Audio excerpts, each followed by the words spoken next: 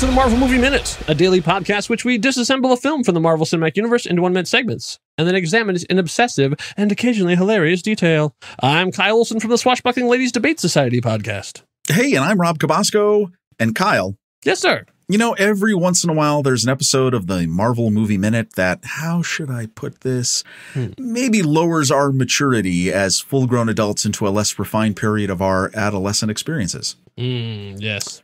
This is going to be one of those minutes. And so we thought, since there's going to be such rampant sexism happening over the next couple of things, maybe we shouldn't have this episode be so dude heavy. So I asked my friend Brooke to be in. So joining us for these episodes is my friend Brooke Unverfirth. Hey guys. Hey. There she is. You can't see me. I'm wearing a Feminist Now shirt. Now, okay, this is a good thing because my opening on this, I always try to pull some sort of ridiculous like trivia that deals with deals with the minute we're about to discuss. Sporting goods. More specifically, I get it. More specifically, purveyors of sporting goods. Now, look, if you go across the globe, people play sports and they have to buy equipment to play sports. Let's say you're in Australia. You may go to a Rebel or a Sportsman's Warehouse to buy your sporting goods. Let's say you're in Italy. You may shop at a Decathlon, right? All these purveyors.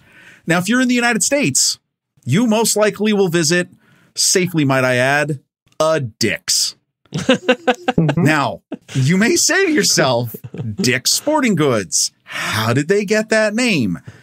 Dick's Sporting Goods was founded in 1948 by an 18-year-old man named Dick Stack. Oh, okay. Did not make that up. He was an avid sportsman. He worked in an army surplus store in Binghamton, New York. He's an avid fisherman, all these different things. And basically, he got into a weird argument with the store owner when he was a young man. And the store owner was basically very dismissive of his ideas. He quit, went to his grandmother, borrowed $300, and began the Dick's Sporting Goods empire. Is it his son that took it over? Yes. Actually, it is now. Yes, it is the son who is right now the CEO. So is Dick Stack retired or is he no longer with us? He's passed. Yes. His son has written a book about running the business and some of the political stances that they've taken within the company. Yes. And he's been on a lot of podcasts. So that's how I actually know some of the... Like one of the ways that they would find... Sorry, I'm completely going to talk about it and take your trivia. This is what we do here. They would go out and around the neighborhoods. They would go around the neighborhoods and see who had kids, and where they had kids. That's where they would decide where to build a Dick's Sporting Goods. Because where there's children, there's going to be activities. And I can speak to this as a father of a daughter. When my daughter was younger, early middle school age, she was big into soccer. We'd go to these soccer games. And one of the soccer things we went to where I think they had to have their team photos taken, there was a man walking around all the places of all the families with a handful of papers and exclaiming to everyone, "Coupons for Dick's. I have coupons for Dick's." And I will never forget my young daughter turning around to look at me and going... Again, did I mention this episode is going to be a little uncomfortable? Yeah. So Brooke, tell a little bit about your history with this Iron Man 2. And did you see it originally came out? Of course I did. Of course I did. I am a big fan of the MCU. My nerd cred does not extend to the comic books. I don't read a lot of comic. I read more modern comic books now. Most of the stuff on my shelf is like Image. But I have gotten into a lot of Greg Rucka's writing, specifically the work he did on Wonder Woman and the stuff he did away from it. But I also have read G. Willow Wilson's Ms. Marvel, as well as her name's Captain Marvel, Kelly Sue DeConnick. Kelly Sue. So I've read some of that stuff. Everything that I have learned about Iron Man has come basically from whatever I've done in researching because I've watched the movies. So, and a lot of research happened between Iron Man 1 and 2 because, oh my God, you got to fill that gap. That's right. So, and I did not treat the Hulk as part of, I still don't treat it as part of the MCU, though I know it is. Well, if you want to deep dive into Hulk without having to watch the movie again, you should listen to Marvel Movie Minutes Season 2. Believe it or not, I actually was today because while I was preparing brunch, because I was like, well, if I'm going to go on a podcast, I should at least know what these guys do. Oh, and do you? Because I don't think we know what we do. I learned more about your guys' love for Tim Roth than like anything. Tim Roth. I know.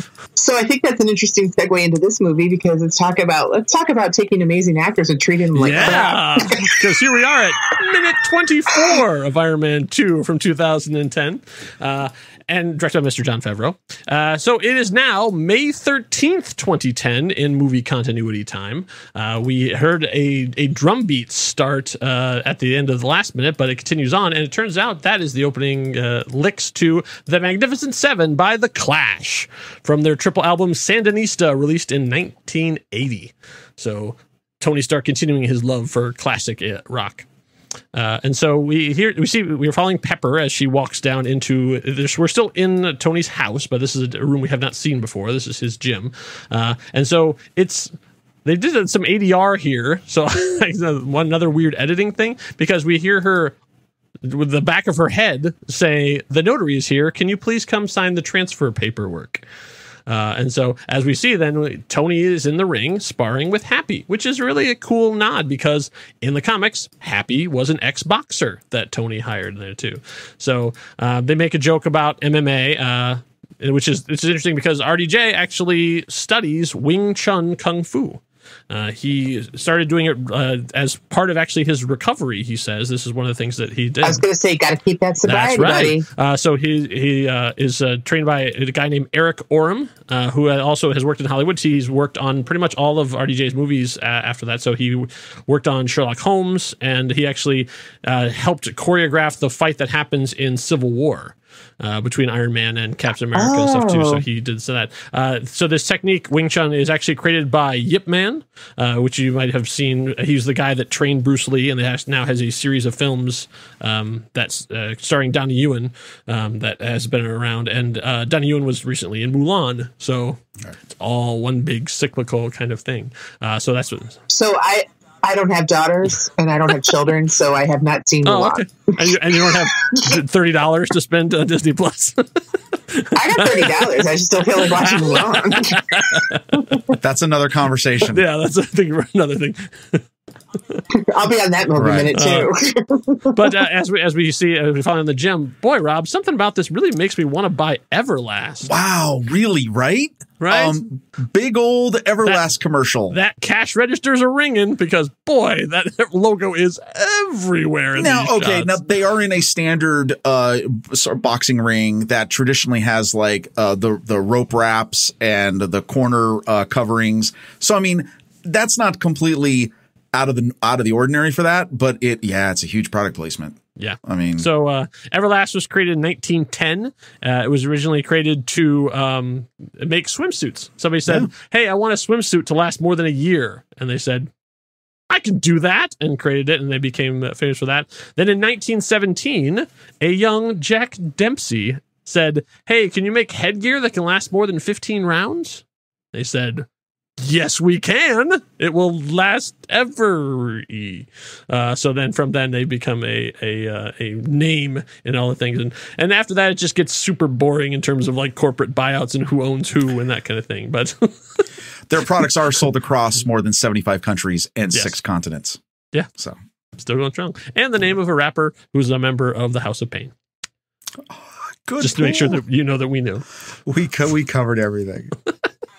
Honestly, when you said the word Everlast, the product placement didn't really hit my head, and I did think of the rapper first. Everlast, that's my name. My unique rhyme style is my claim to fame. Your white is showing. Everlast is also white, so I think I can get away with that. Now we have what we've all come here to see: the entrance of one Miss Scarlett Johansson. Woo! Welcome to the MCU, Scarlett. So at the time, she was 24 years old. Wow. Yeah, wow. Man, like I don't think I could have this. I wasn't as good at anything at 24 as she is at acting. So her first film was North starring Elijah Wood. Anybody remember North? Directed by Rob Reiner. Vaguely. Huge flop. I could see the movie poster. Yeah. You're probably thinking of Bruce Willis in a bunny suit. No. Okay. I really wasn't thinking of that. No, that I'm totally not even thinking of the right movie. Sorry. Sorry, Scarlett. So her notable roles up to this point, she's already done The Horse Whisperer, The Man Who Wasn't There, Ghost World, Lost in Translation, Girl with a Pearl Earring, and The Prestige. So she did not need this. Like, she was doing fine. So this was not like a pity thing at all. Of course, you have to sign a multi-year contract. So at the time, she was actually married to Deadpool himself, Mr. Ryan Reynolds. And also, she's actually a very accomplished musician. A lot of times you see, like, there's a running joke online about Jeremy Renner and his band and stuff too, but she is really good.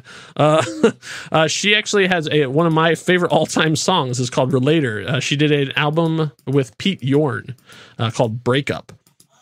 Oh, it is. Is it under? Do they go by a different name? I don't think so. I think it's just Pete Yorn and Scarlett Johansson. Like, I guess Pete Yorn's brother is her manager, and so he went, "You two need to meet each other," and so they end up making a great album. And I say that song is amazing. So check that out. Even it's a fun little YouTube thing for you all to go out there and do, because she really can sing. I only mention her age because not only is she incredibly young, but also at the time Robert Downey Jr. was 45, and so that makes this extra gross. Gwyneth at the time was 37, so having Tony and Pepper together is reasonable. I mean, Hollywood math, that's pretty good. 37, 45, but 45 to 24. And yet, I'm going to reserve my comments till later in the minute. Okay. There's a reason. The character of Natasha Romanoff, Black Widow, first appeared in Tales of Suspense number 52 in April of 1964. She was created by Don Heck, Mr. Stan Lee, and Don Rico. Originally, this role was going to be played by a different actress that you might know, Miss Emily Blunt. She was actually on the short list. She was actually going to sign with it. And then Fox said, "Oh, no, wait. You can't do Iron Man 2. You have to do Gulliver's Travels with Jack Black first." Oh. And contractual obligations. She did not get the role. That's up there with Doug Ray Scott having to pull out a Wolverine. Exactly, because of Mission Impossible 2. Which nobody remembers him from now. Yeah, but also people remember him from Ever After more than they do from Mission Impossible 2. Yeah. So it's one of those almost happened, Emily Blunt, which I would say we've talked about this on other shows and stuff too. I think it would have been fantastic. I love Scarlett Johansson as Black Widow, but so I don't ever want anyone to think that we think of her as an also-ran, because she still had to earn the part. Oh, yeah. But I still think in an alternate universe, Emily Blunt as Black Widow is pretty freaking awesome. Mm-hmm. I agree. The thing is that, and I have no issue with Scarlett Johansson at all as an actor. I have never really enjoyed her portrayal as Natasha, to be honest, because I felt like she was directed to chew her scenery and her words just a little too much.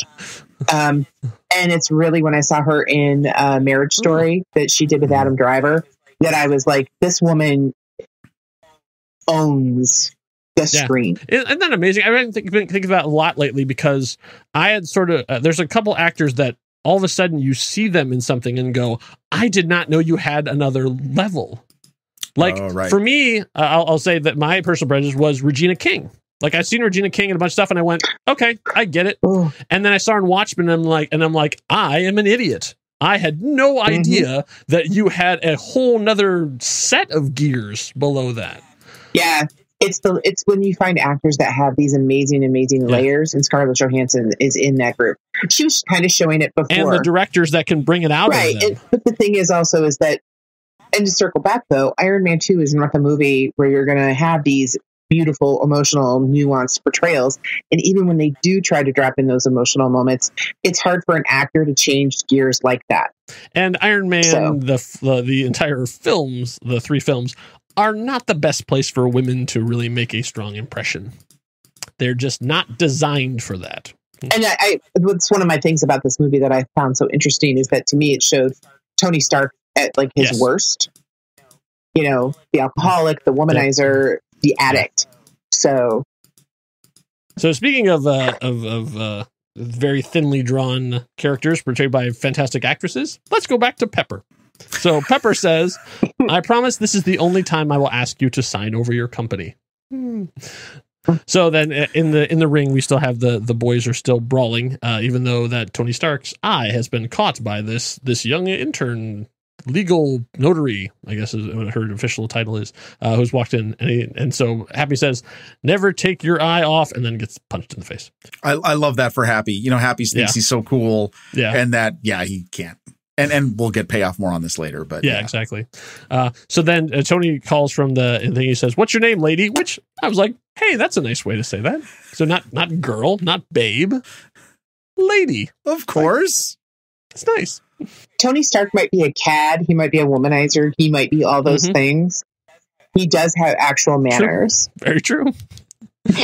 So she says Rushman, Natalie Rushman, which is interesting because that actually is an alias from the comics. The Natalie Rushman character was a teacher, but it still is nice that they actually used a real existing alias. I'm sorry if you do not think the words "hot for teacher" did not just like travel through my head. Got it bad.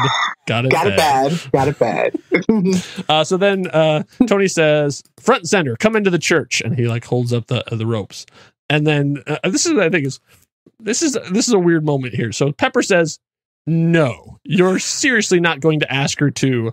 And then Tony cuts her off and says, "If it pleases the court," which it does. And then Pepper just goes, "I'm sorry, he's very eccentric." I'm like, way to stand up. Like clearly something inappropriate is about to happen here. And she's just like, used to it. She knows. Right. Yeah, exactly. So she's shell-shocked. She's weathered. She's beaten down. It's not shell-shocked. It's not that. And I say this as maybe this is as a woman who's worked for a lot of men, especially men that can be impetuous. Ooh, please. Sometimes you can. Here's the thing: you can lean in all you want and resist, or you can like just let it happen, and it gets over with so much more quickly. The fallout tends to be so much less. Because you just have to mitigate the minor damages rather than the blow up that might have happened. Sorry, can you tell like I do a lot of work with my therapist? Wow. Men are terrible. Men, it's not men, it's people, but whatever. Well, no, I think it's also, I mean, like in this, and I'm going to slowly start to toe the line on not defending Tony, but I'm going to defend the entire storytelling here. Look, she's obviously, right off the bat, you know, that she is not who she says she is. I mean, we understand that. You knew this going into the movie, right? Because you've seen it sort of. We saw the trailer. I didn't. It's in the trailer. Yeah. I didn't. I kind of did, but I don't remember thinking, oh, she's like, I didn't know she was a S.H.I.E.L.D. operative because at the time I didn't know about like what S.H.I.E.L.D. really was. Oh, again, gotcha. Not a comic nerd. Okay. But MCU the trailer nerd. did show her in the superhero uniform flipping through the air. Right. So you knew there was Did more. I know that she was all of that though? No. Now, okay, no. Like I didn't know all of that she was. But here's what you get from this. From the moment she appears, she has a look of total control over the situation. Yes. I mean, she acts it out perfectly without saying a word. She is in full control of this. And amusingly, Tony and Happy are clearly not in control of the situation. And you can see that by their faces, their glances they give to each other. Tony's dead stare of, what is this? Because he doesn't know how to react to this. And here it comes to this scene where she just very coolly just hands it over to Pepper. Pepper's saying all this stuff. She's nonplussed by any of this because she is on a mission. When Pepper's saying all this, she's just like, no, I got this. And here's the part where, I mean, this is kind of ridiculous. When he opens the ropes for her, she does a Stacy Keibler. For those of you who are not wrestling fans, you don't know who Stacy Keibler is. Yes. Stacy Keibler, American actress. She was in WCW, World Championship Wrestling, and World Wrestling Entertainment. She was Miss Hancock originally? Miss Hancock when she was with Standards and Practices, and they did a whole bunch of different things with her. Let me just say, when she was on Dancing with the Stars, Bruno Tonioli, who was one of the judges, nicknamed her the weapon of mass seduction. All right, now that's her deal. Oh, that's her thing. She dated George Clooney for a while, right? Yada yada yada. Well, legs when she was her thing, her legs. That was her extraordinarily thing. long leg. When she would enter the wrestling rings, she did this. The only reason that you would enter a wrestling ring or go through ropes like this, and what I mean is by not bending your knees, doing this full arch of your back, right? Your backside, you're doing this all provocatively. She's doing this because she's like, yeah, my job here is to totally disrupt what's going on here and find out everything I can about you. So is it horrible? Of course. But does it have purpose for her job? Absolutely. Completely and totally. You mean like, it's my job to seduce you, get what I need, and then bite your head off? That's exactly her. That is exactly her job. I can't imagine where they come up with her. Spiders. I hate spiders. No, I don't have a problem with Natasha.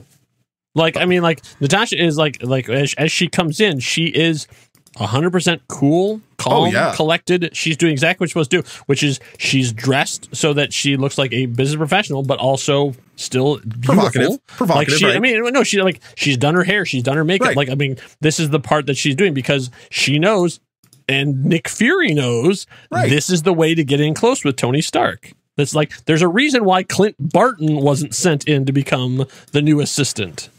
But see, I think it's also 100%. Well, and I also think it's even more than that. I think her role here was not just to get into Tony's head. I think it was also get into Pepper's head. Really? Yes. 1,000%. Absolutely. Yes. Explain that to me because I don't see that. Well, we won't in this minute, but in the next minute, spoiler, there's a little bit of jealousy that we will see. Yes. 100%. I agree. I 1,000% agree with Rob.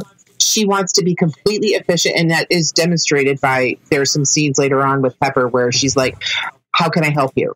Like a very good assistant would be. And when they work together, they work amazingly well together, but there is very much Pepper is looking at somebody who is 13 years younger. Right. And when I mean, this is completely sexist, and I will say it and I will own it.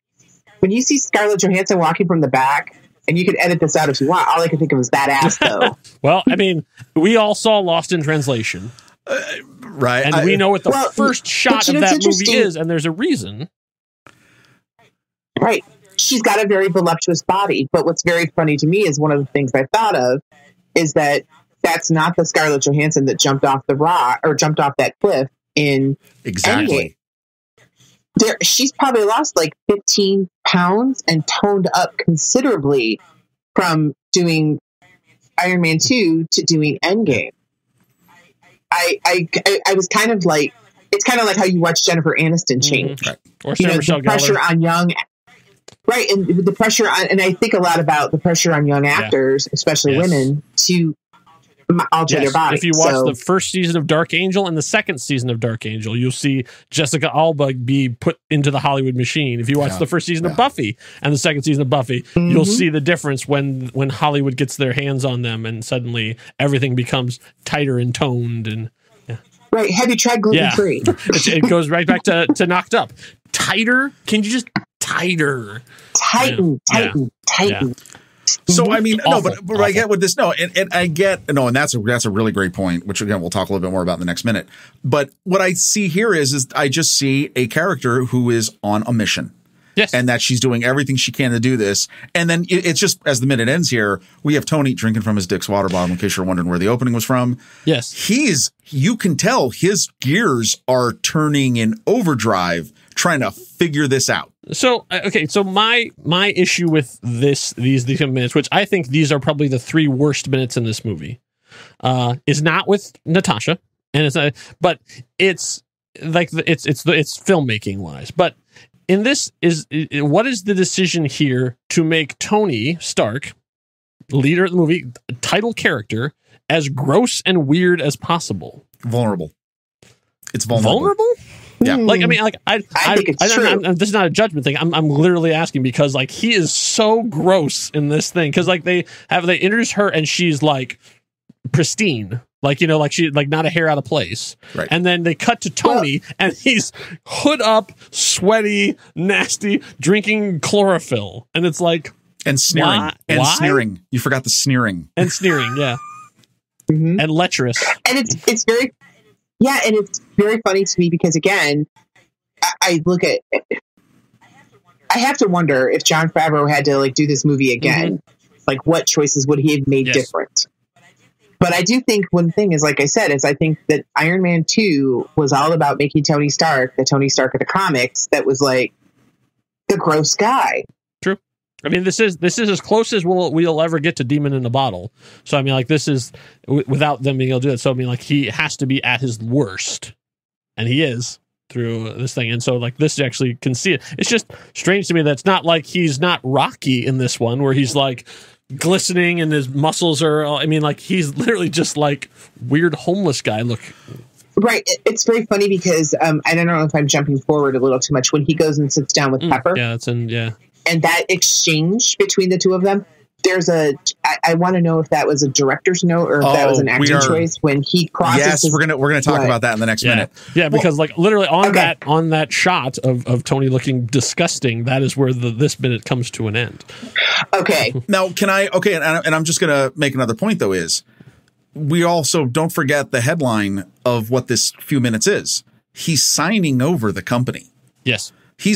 There's a part of him inside that just died or is dying. No, I really do honestly believe that. I can accept this in the character. This is a gross part of him because he's doing something that he never intended to do. But he's doing it, and he's doing it because he knows it's the right thing to do, but he's also dying. And there's a grossness to that, I'm sure, to that experience. I'm okay with this, Tony, because again, the hero's journey, the full journey, I'm okay with this. I'm okay with this fall. So I totally understand why you said it's a vulnerability. That's exactly right. That's where I'm going into this is this is where he finally gets to sign it over. Yeah, he celebrated it. Yeah, he's thought about it. Now he's got to put his signature on the line, and it's real. Right, and it's like it's the right decision, and it's also it's the right decision on 100 different levels. Once you have to execute it, it sucks. See, Kyle, better.